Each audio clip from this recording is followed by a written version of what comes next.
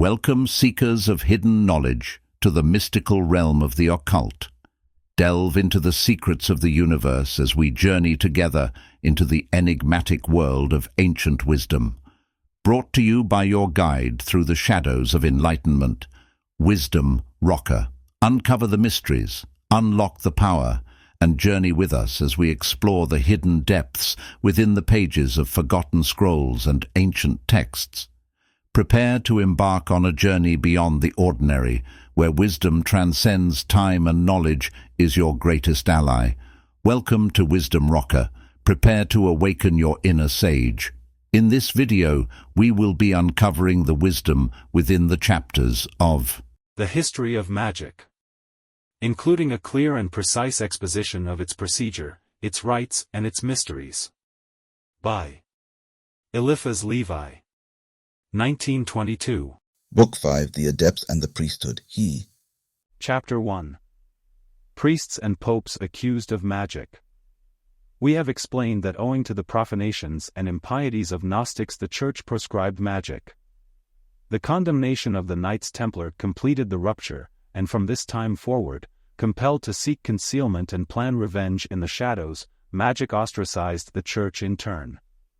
More prudent than those arch-heretics who opposed altar to altar in public day, and thus entailed denunciation and the headsman's axe on themselves, the adepts dissimulated their resentment as well as their doctrines. They bound themselves together by dreadful oaths and, realizing the importance of first securing a favorable view at the tribunal of public opinion, they turned back on their accusers and judges the sinister rumors by which they were pursued themselves and denounced the priesthood to the people as a school of black magic. So long as his convictions and beliefs are not rooted in the irremovable foundation of reason, man ardently and indifferently desires both truth and falsehood. On either side he finds that there are cruel reactions. Who shall put an end to this warfare? Only the spirit of him who has said, "Render not evil for evil, but overcome evil by good." The Catholic priesthood has been charged with the spirit of persecution, though its mission is that of the Good Samaritan, for which reason it superseded the unpitying Levites who continued their way without extending compassion to him who had fallen among thieves. It is in the exercise of humanity that priests prove their divine consecration. Hence it is a supreme injustice to cast upon sacerdotalism at large the crimes or certain men who are unfortunately sealed with the priesthood. For a man, as such, it is always possible to be wicked, but a true priest is, on the contrary, always charitable. Now, the false adepts did not look at the question from this standpoint. For them the Christian priesthood was made void and was hence in usurping power since the proscription of the Gnostics. What, said they, is a hierarchy whose degrees are no longer regulated by conscience? The same ignorance of the mysteries and the same blind faith drive into the same fanaticism or the same hypocrisy the prime leaders and lowest ministers of the sanctuary. The blind are leaders of the blind. The supremacy between equals is no longer anything but the result of intrigue and chance. The pastors consecrate the sacred elements with a gross and disordered faith. They are jugglers in bread and eaters of human flesh. They are no longer thaumaturgists but sorcerers. Such was the sectarian verdict. To support the calumny they invented fables, affirming for example that the popes had been given over to the spirit of darkness ever since the 10th century. The learned Gerbert, who was crowned as Sylvester II, made confession, as it is said, to this effect on his deathbed. Honorius III, being he who confirmed the order of Saint Dominic and preached the Crusades, was himself an abominable necromancer, author of a grimoire which still bears his name and is reserved exclusively to priests. The same false adepts paraded and commented on this grimoire, seeking in such manner to turn against the Holy See. The most terrible of all popular prejudices at that period, the mortal hatred of those who, wrongly or rightly, passed publicly for sorcerers. Some malevolent or credulous historians have favored these lying inventions.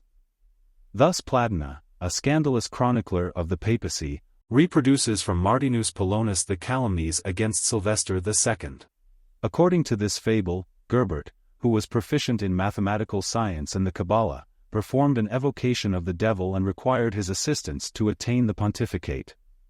The fulfillment of his ambition was not only promised by the demon, but it was affirmed further that he should not die except at Jerusalem, to which place it will be understood readily that the magician determined inwardly that he would never go. He became pope as promised, but on a certain day, when he was saying Mass in a church at Rome, he felt seriously ill, and remembering suddenly that the chapel wherein he was officiating was dedicated to the Holy Cross of Jerusalem, he realized what had come to pass. He caused a bed to be put up in the chapel and, summoning his cardinals, confessed publicly that he had engaged in commerce with demons. He ordained further that his dead body should be placed upon a chariot of green wood and should be drawn by 2 virgin horses, one black and the other white, that they should be started on their course but neither led nor driven, and that his remains should be interred wherever a halt was made. The chariot proceeded in this manner across Rome and stopped in front of the Lateran. Loud cries and groans were heard for a few moments, after which there was silence and the burial took place. So ends a legend, the proper place of which is in the Hawker's chapbooks. Martinus Polonus, on the faith of whom Platina repeats such reveries, had borrowed them on his own part, a. from a certain Galfridus and, b. from Gervase, a maker of chronicles, whom Nod terms the greatest forger of fables and the most notorious liar that ever took pen in hand. From sources of similar value the Protestants have derived a scandalous and obviously apocryphal story concerning a pretended Pope Joan, who was also a sorceress, as we have all heard. Indeed, she is one to whom books on black magic are still attributed. We have glanced at a memoir of this female pope by a Protestant historian and have taken note of 2 very curious engravings contained therein. They are assumed to be portraits of the heroine but are in reality ancient tarots, representing Isis crowned with a tiara. It is well known that the hieroglyphic figure on the second tarot card is still called the female pope, being a woman wearing a tiara on which are the points of the crescent moon, or the horns of Isis.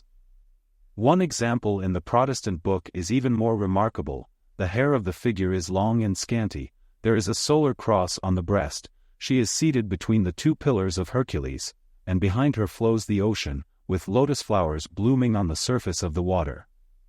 The second portrait represents the same divinity, with attributes of the sovereign priesthood and holding her son Horus in her arms. As Kabbalistic documents, the 2 pictures are of singular value, but they are little to the purpose of those who are concerned with Pope Joan. To dispose of the accusation of sorcery in respect of Gerbert, supposing that it could be taken seriously, it would be enough to mention that he was the most learned man of his century, and having been preceptor of 2 sovereigns, he owed his election to the gratitude of one of his august pupils. He had extraordinary proficiency in mathematics, and his knowledge of physics may have exceeded that of his epoch. In a word, he was a man of universal erudition and great ability, as the letters which he left bear witness, though he was not a denouncer of kings like the terrible Hildebrand. He chose to instruct princes rather than excommunicate them, and enjoying the favor of 2 French kings and 3 emperors, he had no need, as Nod has judiciously pointed out, to sell himself to the devil for the archbishoprics of Reims and Ravenna, or for the papacy in succession to these. It is true that he attained the successive positions, to some extent in spite of his merit. It was an age when able politicians were taken for possessed people and those who were learned for enchanters.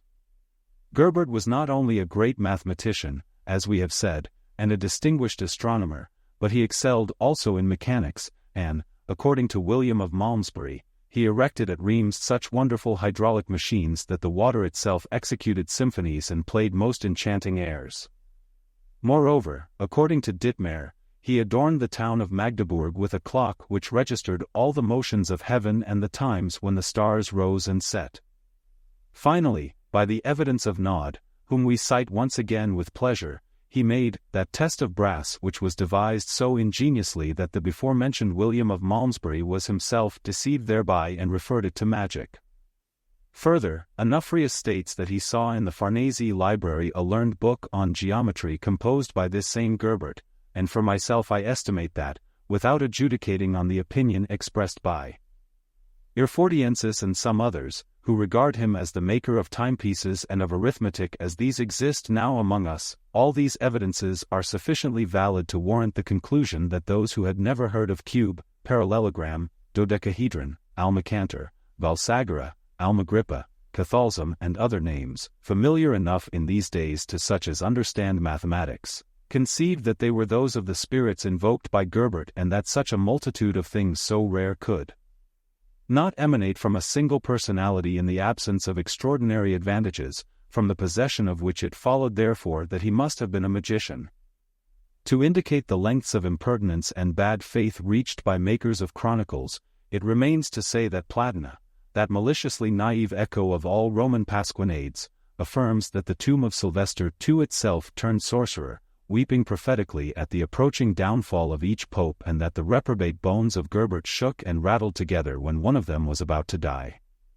An epitaph engraved on the tomb lends color to these wonders, so adds unblushingly the librarian of Sixtus IV. Such are the proofs which pass among historians as sufficient to certify the existence of a curious historical document. Platina was librarian of the Vatican. He wrote his History of the Popes by order of Sixtus IV. He wrote also at Rome, where nothing could be easier than to verify the truth or falsehood of such an assertion, which notwithstanding the pretended epitaph never existed outside the imagination of the authors from whom Platina borrowed with incredible lack of caution, a circumstance which moves justly the indignation of honest Nod, whose further remarks shall follow. It is a pure imposture and manifest falsehood, both in respect of the experience, being the pretended prodigies at the tomb of Sylvester II, the same having never been witnessed by anyone, and of the alleged inscription on the tomb, that inscription, as it exists really, having been composed by Sergius IV and so far from supporting the supposed magical fables, is, on the contrary, one of the most excellent testimonies that could be desired to the good life and integrity of Sylvester. It is truly a shameful thing that so many Catholics should be abettors of a slander concerning which Marianus Scotus, Glaber, Dittmer, Helgandus, Lambert and Hermann Contract, who were his contemporaries, make no mention. Proceeding now to the grimoire of Honorius, it is to the third bearer of that name, or to one of the most zealous pontiffs of the 13th century, that this impious book is attributed.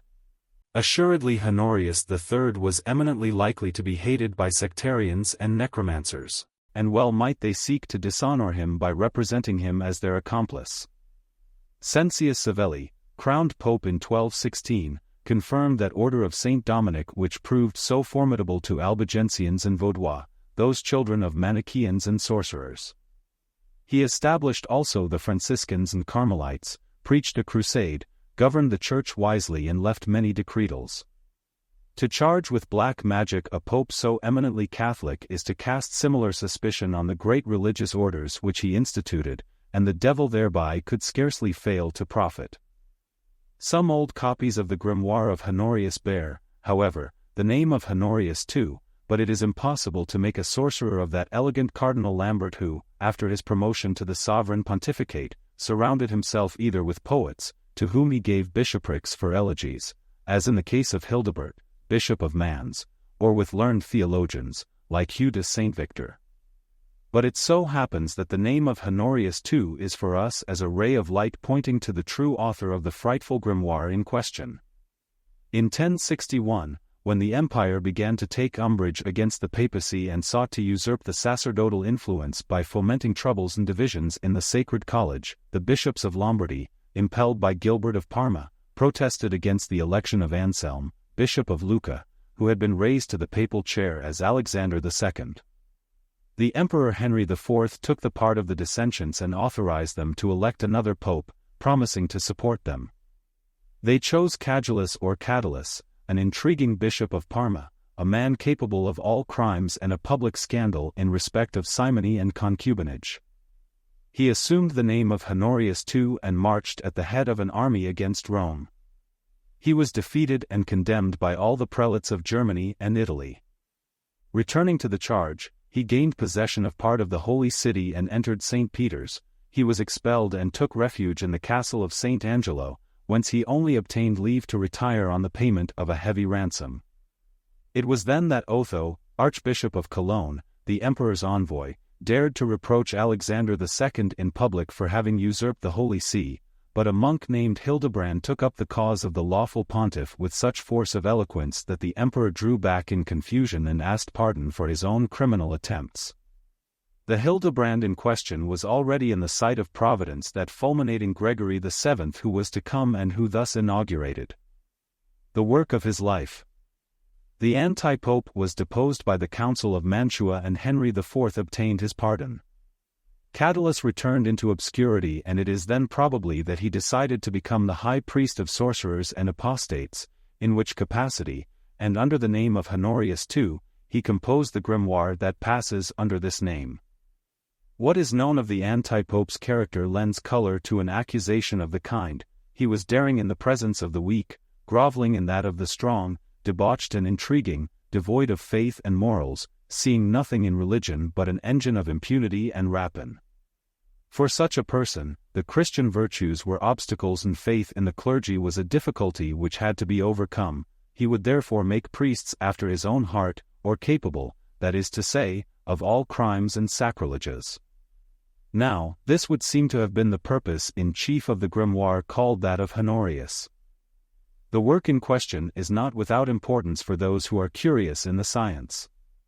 It appears at first sight to be a mere tissue of revolting absurdities, but for those who are initiated in the signs and secrets of the Kabbalah, it is literally a monument of human perversity, for the devil appears therein as an instrument of power to utilize human credulity and to turn the bugbear which dominates it to the account of the adept and his caprices. Such is the secret of the work. It aspires to make darkness darker before the eyes of the multitude by usurping the torch of science, which at need, and in bold hands, may become that of butchers and incendiaries. To identify faith with servitude, reserving power and liberty for oneself, is indeed to imagine the reign of Satan on earth, and it should not be surprising if the authors of such a conspiracy against public good sense and religion should hope to manifest and, in a sense, to incarnate on earth the fantastic sovereign of the evil empire. The doctrine of this grimoire is the same as that of Simon and the majority of the Gnostics. It is the substitution of the passive for the active principle. A pantacle which forms a frontispiece to the work gives expression to this doctrine, being passion as predominant over reason, sensualism deified and the woman in priority to the man, a tendency which recurs in all anti-Christian mystic systems. The crescent moon of Isis occupies the center of the figure and it is encompassed by three triangles, one within another. The triangle is surmounted by a crux ansata with double crossbar. It is inscribed within a circle, and within the space formed by the three segments of the circle there is on one side the sign of the Spirit and the Kabbalistic seal of Solomon, on the others the magic knife and the initial letter of the binary, below a reversed cross forming the figure of the lingam, and the name of God equals AL, also reversed. About the circle is written, "Obey your superiors and be subject unto them, for they will see that you do." Rendered into a symbol or profession of faith, this pantacle is therefore textually as follows: fatality reigns by virtue of mathematics, and there is no other God than nature. Dogmas are aids to sacerdotal power and are imposed on the multitude to justify sacrifices. The initiate is above any religion and makes use of all, but that which he says is the antithesis of that which he believes. The law of obedience prescribes and does not explain. Initiates are made to command and those who are profane to obey. All who have studied the occult sciences know that the old magicians never expressed their doctrine in writing but formulated it by the symbolical characters of pantacles. On the second page of the book there are two circular magical seals. In the first is the square of the tetragram with an inversion and substitution of names.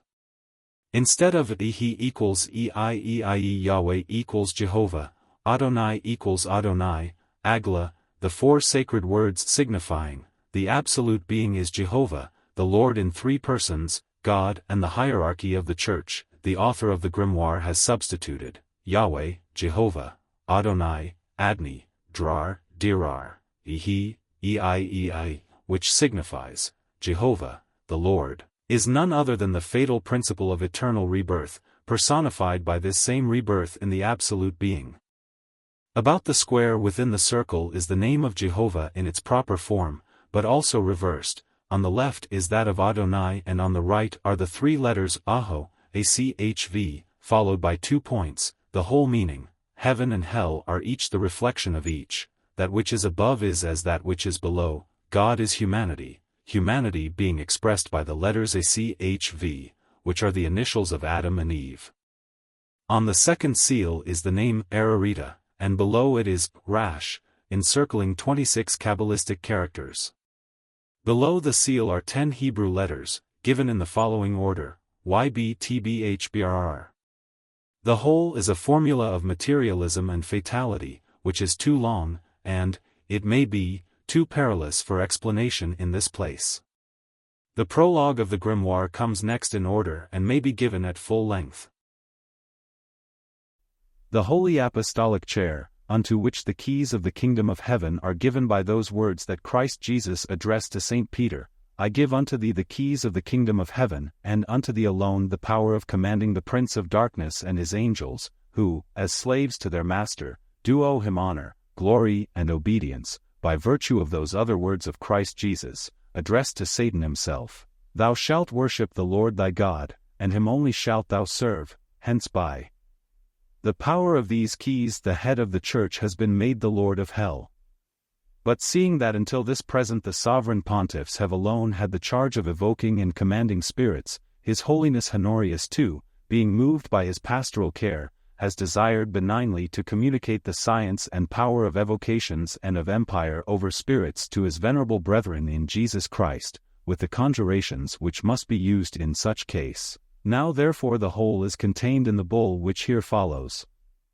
Here in all truth is the pontificate of hell, that sacrilegious priesthood of antipopes which Dante seems to stigmatize in the raucous cry uttered by one of his princes of perdition, Pope Satan, Alep. Let the legitimate pontiff continue as Prince of Heaven, it is enough for the antipope Catalyst to be the sovereign of hell. Be he the God of good, for God of evil am I, we are divided, but my power is equal. The bull of the infernal pontiff follows, and the mystery of darksome evocations is expounded therein with a terrific knowledge concealed under superstitious and sacrilegious forms. Fastings, watchings, profanation of mysteries, allegorical ceremonies and bloody sacrifices are combined with artful malice.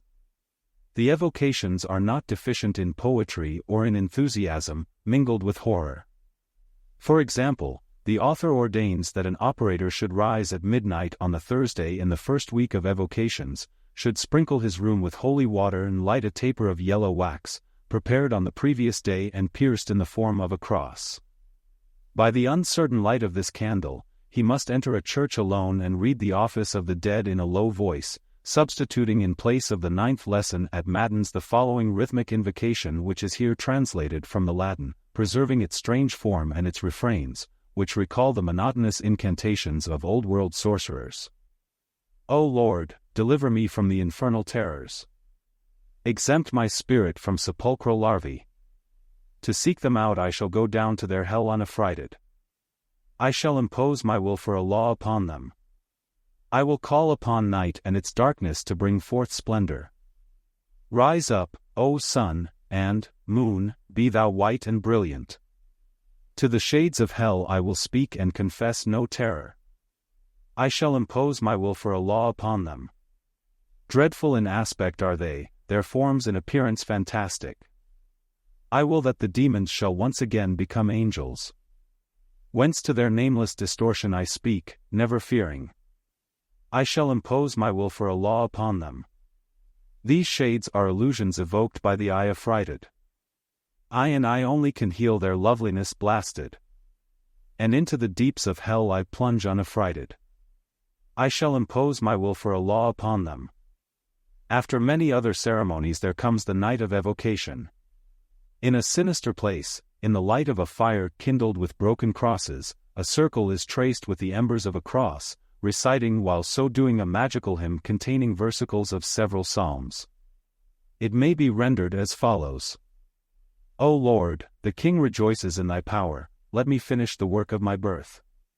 May shadows of evil and spectres of night be as dust blown before the wind. O Lord, hell is enlightened and shines in thy presence, by thee do all things end and all begin by thee, Jehovah, Tsabaoth, Elohim, Eloi, Helion, Helios, Jodheva, Shaddai. The Lion of Judah rises in his glory, he comes to complete the victory of King David. I open the 7 seals of the dread book. Satan falls from heaven, like summer lightning. Thou hast said to me, Be far from thee hell and its tortures, they shall not draw to thy pure abodes. Thine eyes shall withstand the gaze of the basilisk, thy feet shall walk fearlessly on the asp, thou shalt take up serpents, and they shall be conquered by thy smile, thou shalt drink poisons, and they shall in no wise hurt thee. Elohim, Elohab, Sabaoth, Helios, Ihye, Iazarai, O Theos, Tsihairos. The earth is the Lord's and the fullness thereof, he hath established it over the gaping abyss. Who shall go up unto the mountain of the Lord? The innocent of hands and clean of heart, he who hath not held truth in captivity, nor hath received it to let it remain idle, he who hath conceived the height in his soul and hath not sworn by a lying word. The same shall receive strength for his domain, and hereof is the infinite of human birth, generation by earth and fire, the divine bringing forth of those who seek God. Princes of nature, enlarge your doors, yoke of heaven, I lift thee. Come to me, ye holy cohorts, behold the King of glory. He hath earned his name, he holds in his hand the seal of Solomon. The Master hath broken the black bondage of Satan and hath led captivity captive. The Lord alone is God, and he only is King. To thee only be glory, O Lord, glory and glory to thee. One seems to hear the somber Puritans of Walter Scott or Victor Hugo accompanying, with fanatic psalmody, the nameless work of sorcerers in Faust or Macbeth.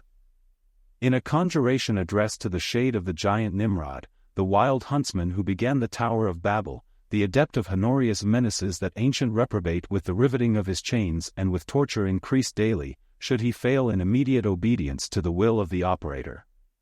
It is the sublimity of pride in delirium, and this anti-pope, who could only understand a high priest as a ruler of hell, seems to yearn after the usurped and mournful right of tormenting the dead eternally, as if in revenge for the contempt and rejection of the living. Chapter Footnotes 1. The reader should understand that Eliphaz Levi is only giving expression to a point of view. It must not be supposed that there were adepts, either true or false, who said or thought the things which are here set down at the period in question, or indeed at any other period. 2. See Gabriel Naud, Apologie pour les grands hommes faussement accuses de la magie. 3. Bartholomeus Platina was assistant librarian of the Vatican, and his opus In Vitas Summarum Pontificum appeared at Venice in 1479, 2 years before his death. 4. Let the Pope see to it, he remarks, according to a note of Levi, it is they who are concerned in the question. 5. Eliphaz Levi, in his defense of the Catholic religion, by which he means that of Rome, reminds one of Talleyrand proceeding to consecrate and entreating his familiars about him not to make him laugh, in the symbolic language of the man in the street, his tongue is so evidently in his cheek. An open enemy of Rome would think twice before saying that the Pope who authorized the instruments which were used in the execrable massacres of Albigensians and Vaudois was so eminently Catholic. 6. I refer the readers of this section to my book of ceremonial magic, where the content and history of this grimoire are considered with special reference to the criticism of Eliphaz Levi. 7. I have mentioned in the book of ceremonial magic that the first edition of the grimoire of Honorius is referred to 1629, being about 900 years after the death of its alleged author. I have also referred it to its proper source in the sworn book of Honorius, which belongs to the 14th century. The Honorius here in question was the spokesman of magicians assembled at a mythical place. He is described as the son of Euclid and master of the Thebans. 8. This is another way of stating that it is precisely of the same character as the key of Solomon the king, the keys of Rabbi Solomon and the magical elements of Peter de Abano, which correspond to the description given. 9. The grimoire is, on the contrary, a ritual for the evocation of evil spirits and, granting only the legality of this operation, it is conformable in all respects to the doctrine of the Latin Church. Now, it is idle to say that this Church substitutes the passive for the active principle, the cultus of the Blessed Virgin notwithstanding. 10. I am not acquainted with this frontispiece, but I have seen a copy having a design on the title page representing the sun within an inverted triangle. 11. This exegesis is personal to Eliphaz Levi and has no authority in Kabbalism, as there is no need to say, seeing that the secret tradition in Jewry did not maintain the hierarchy of the Latin Church. In the Zohar, Adonai is a title of Shekinah, as already stated. 12. On the assumption of course that the letter Aleph stands for Adam, while Cheth and Vav are the first letters in the name of Eve.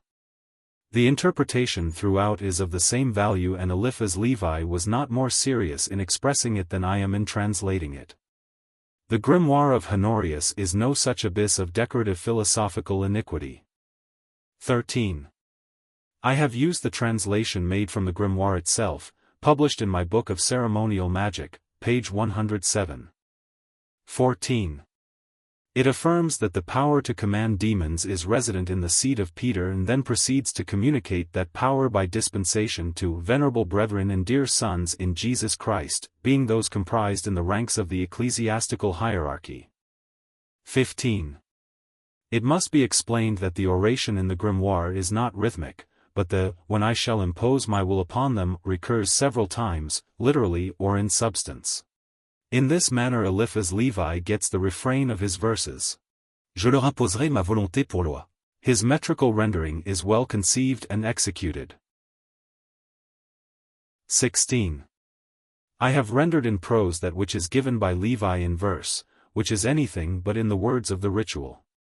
Compare my translation of the prayer taken from the grimoire in the Book of Ceremonial Magic, pages 280 to 282. 17.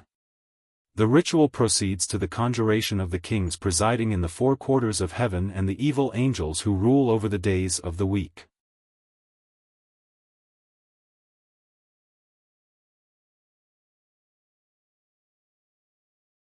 Thanks for watching the Wisdom Rocker. Don't forget to like, comment, and share.